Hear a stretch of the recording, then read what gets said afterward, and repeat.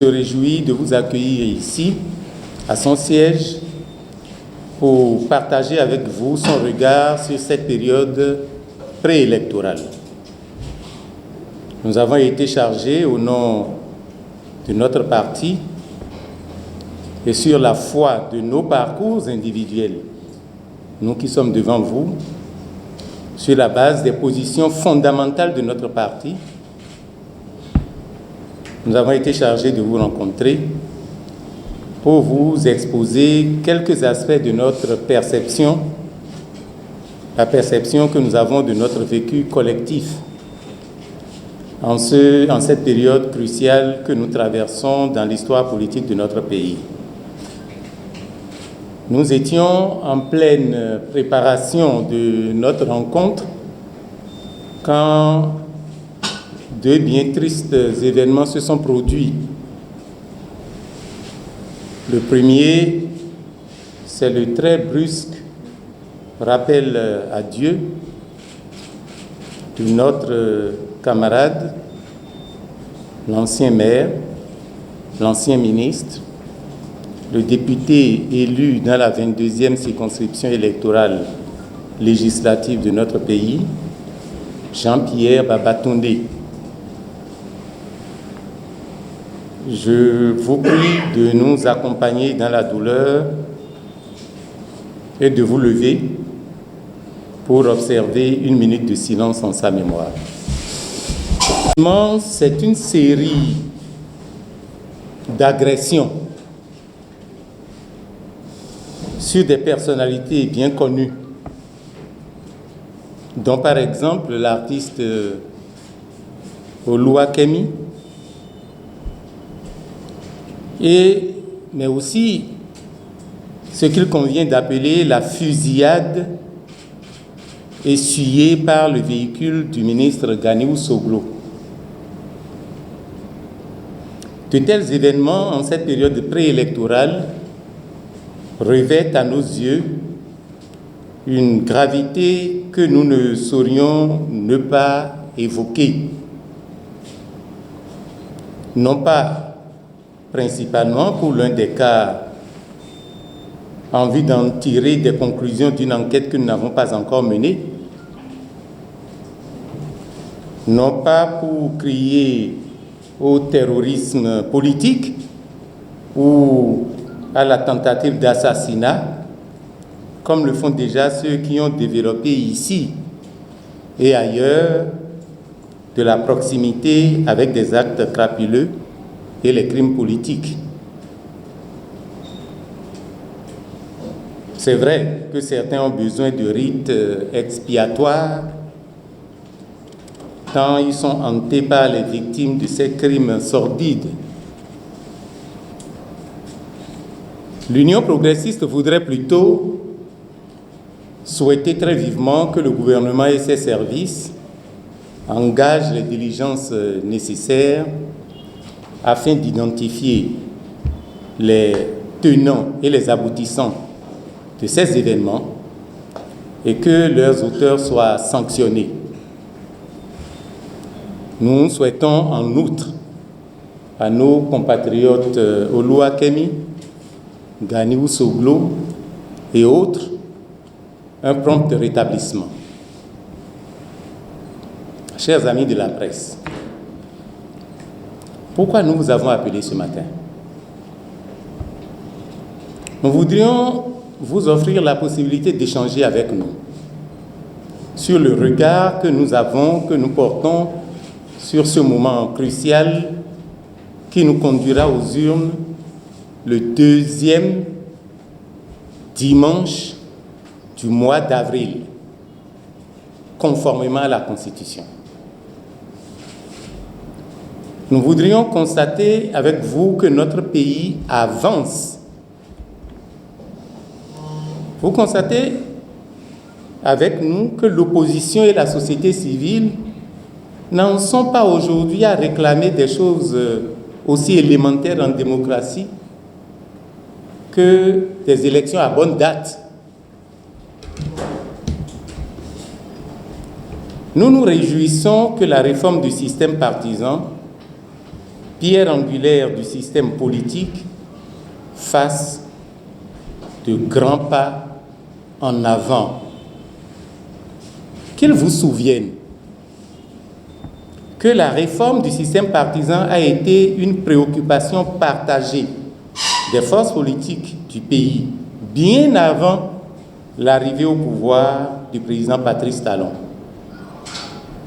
Que pour preuve, la loi portant charte des partis politiques en République du Bénin a été votée le 26 juillet 2008 et promulguée le 17 septembre 2018 sous la 7e législature,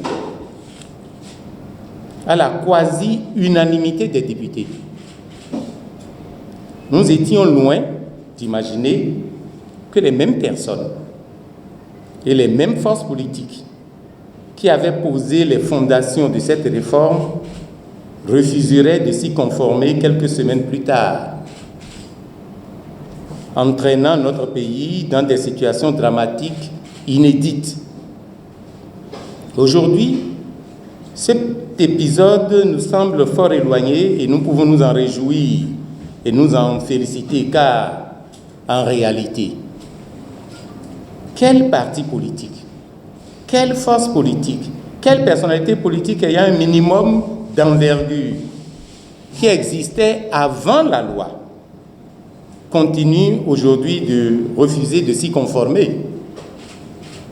Il faut le dire, presque tout le monde ou tout le monde s'est conformé. Donc, nous avons fait de grands pas.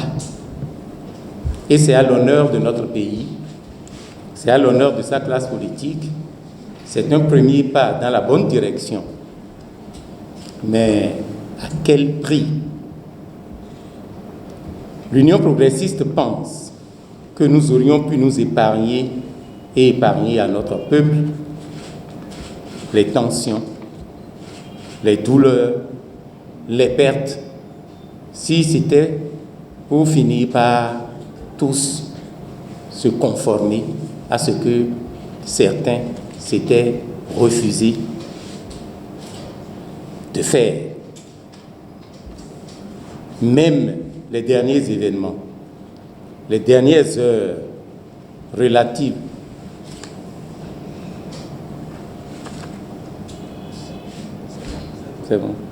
Même les derniers événements, les dernières heures relatives au dépôt à la Sénat des dossiers de candidature pour l'élection présidentielle du 11 avril 2021 nous semblent relever des difficultés inhérentes à la marche de notre système politique vers plus de rationalité, vers plus de rentabilité interne, vers plus d'efficacité.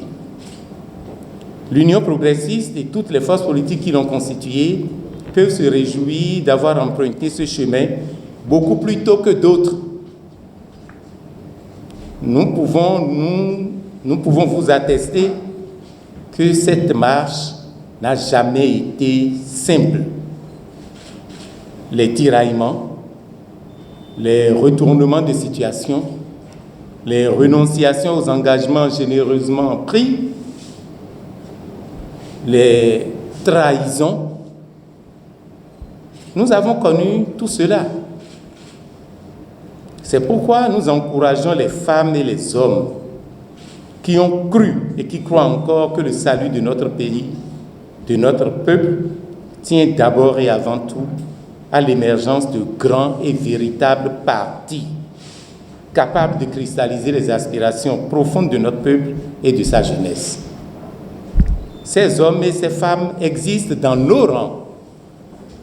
Ils existent aussi dans chacun des partis politiques présents sur l'échiquier politique. Aujourd'hui, ils doivent continuer le combat.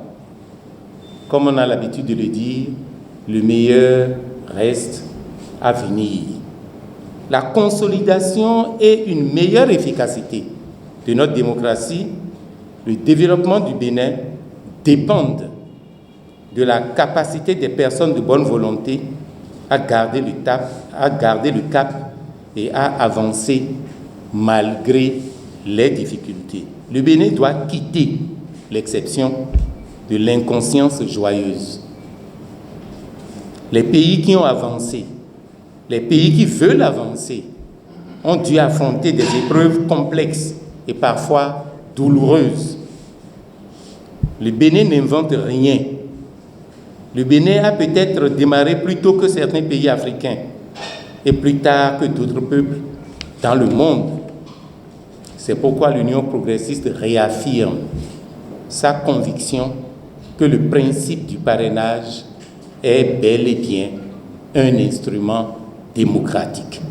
Faut-il rappeler que la plupart des constitutionnalistes connus dans notre pays ont recommandé ce même parrainage dans un passé qui n'est pourtant pas si lointain, avant que la soif de la facilité ne s'empare de quelques-uns d'entre eux.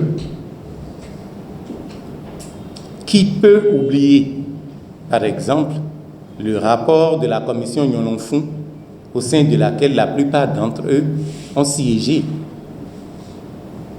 Certains estiment que lorsqu'une loi, même juste, connaît des difficultés d'application ou nous oblige à sortir de nos zones de confort, qu'il faut la jeter à la poubelle. Il n'y a pas que cette voie de sortie. C'est ce qui explique la consigne que l'UP, à travers les décisions de son bureau politique en date du 16 janvier 2021, et ce qui explique la consigne que l'UP a donnée.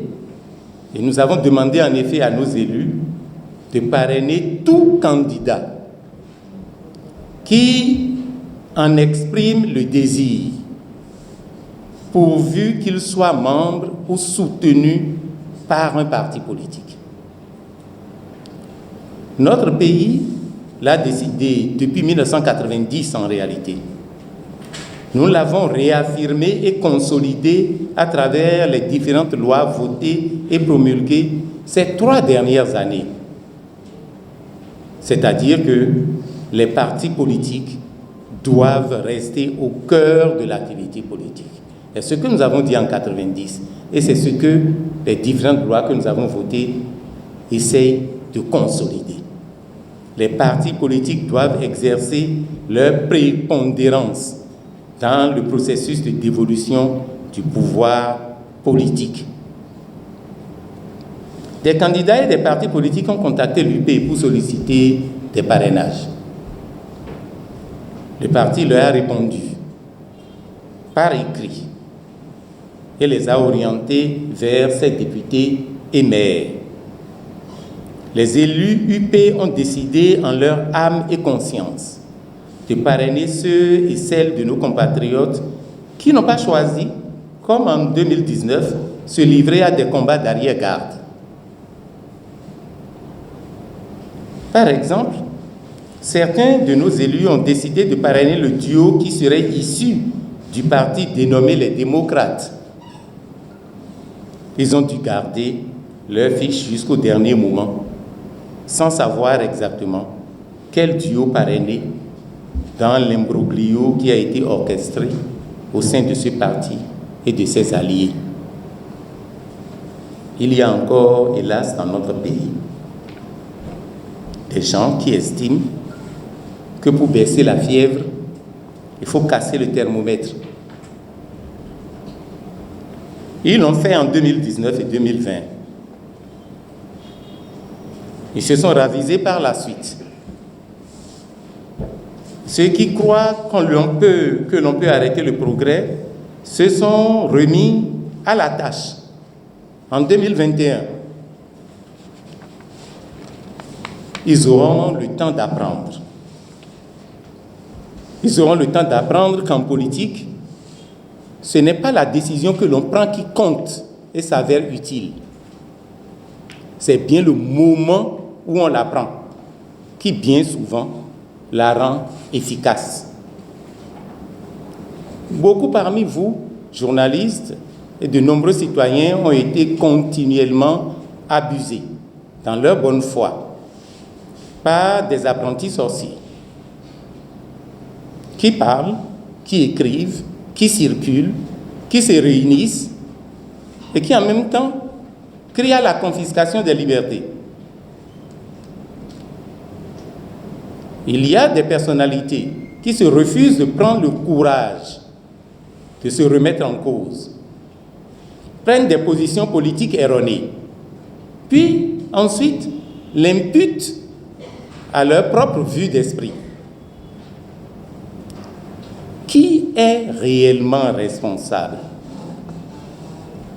Qui est réellement responsable de la non-présence à l'Assemblée nationale et au sein de nos conseils communaux? Qui est responsable de la non-présence de l'opposition à ces niveaux? Qui est responsable du fait que certains partis ne disposent pas ou pas assez d'élus pour parrainer leurs candidats? L'opposition s'est exclue elle-même des élections législatives à la veille de ces élections, après qu'ensemble, on a dégagé des possibilités qui leur permettraient d'y participer. Et elle s'était trompée de combat. Une partie de l'opposition n'a pas voulu saisir les opportunités offertes par le dialogue politique, en se trompant encore une fois de combat.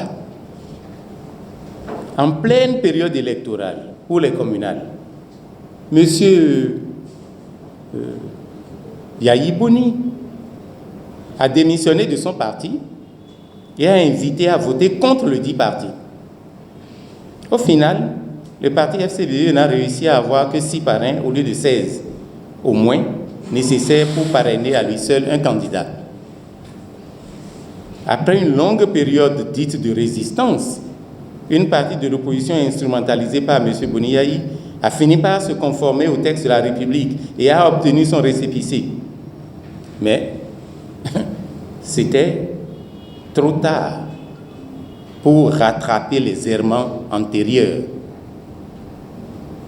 Pour l'élection présidentielle de 2021, cette frange de l'opposition s'enfonce dans l'impasse encore une fois, révélant au grand jour les raisons profondes de son boycott des législatives et des communales. Ils crient déjà et crieront plus encore à l'exclusion et continueront à se tromper de combat. Nous regrettons profondément que cette opposition, au lieu de faire de la politique au sens noble du terme, se consume en stratégie d'impasse. Devrions-nous le répéter? En politique, ce n'est pas la décision que l'on prend qui compte et s'avère utile. C'est bien le moment où on la prend qui, bien souvent, la rend efficace. L'Union progressiste, qui compte en son sein des personnes d'expérience et des jeunes qui ont de l'ambition pour leur pays, se construit patiemment, saisit l'opportunité de la disponibilité et de l'engagement du président Patrice Talon pour pousser plus loin les réformes politiques et l'œuvre de restructuration morale et économique de notre pays. Nous restons confiants que toutes les franges de l'opposition finiront par saisir les opportunités réelles que nous avons de faire avancer ce pays, chacun de sa position. À l'Union progressiste, nous rêvons d'un pays où les talents, même dans des camps opposés, concourent à révéler le génie de notre peuple et à lui faire des avancées majeures. Par exemple, c'est acté désormais. Il ne surprendra plus personne de voir les femmes dans les fonctions les plus élevées de la République, et encore plus massivement à partir de 2023.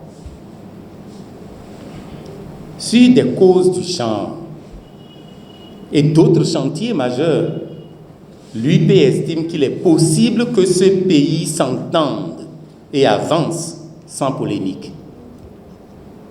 De toute façon, Nous y travaillerons de toutes nos forces. Nous espérons de votre part, mesdames et messieurs les journalistes, un accompagnement constant sur ce chemin. Les partis politiques qui sont de la mouvance présidentielle ont fait le jeu et se sont rendus disponibles. Certains partis ont sollicité leur parrainage et ils ont envoyé ceux qui ont sollicité leur parrainage aux députés et aux maires. Certains ont refusé d'aller vers les députés et les maires. La Sénat s'en occupera. Certains sont allés et en ont obtenu. La Sénat s'en occupera. Combien de gens ont parrainé tel ou tel? La Sénat nous donnera les résultats. Deuxième chose, est-ce qu'on ne court pas le risque d'aller à une élection avec, sans l'opposition? Ça a été très clair dans les propos. La responsabilité ne nous incomberait pas. La responsabilité incomberait entièrement à ceux qui avaient fait des faux combats et qui continuent de faire de faux combats. Il y a une phrase que les gens ont mis dans le texte que moi j'affectionne particulièrement. En politique, la décision qu'on prend, parfois ce n'est pas ça qui est l'essentiel. C'est le moment où on la prend. Si vous prenez une décision au mauvais moment, vous assumez les conséquences. Si vous refusez de faire des pas au mauvais moment, vous en assumez les conséquences. Voilà le résumé que je voudrais faire des différentes propositions. Est-ce qu'il y a d'autres questions? C'est bon.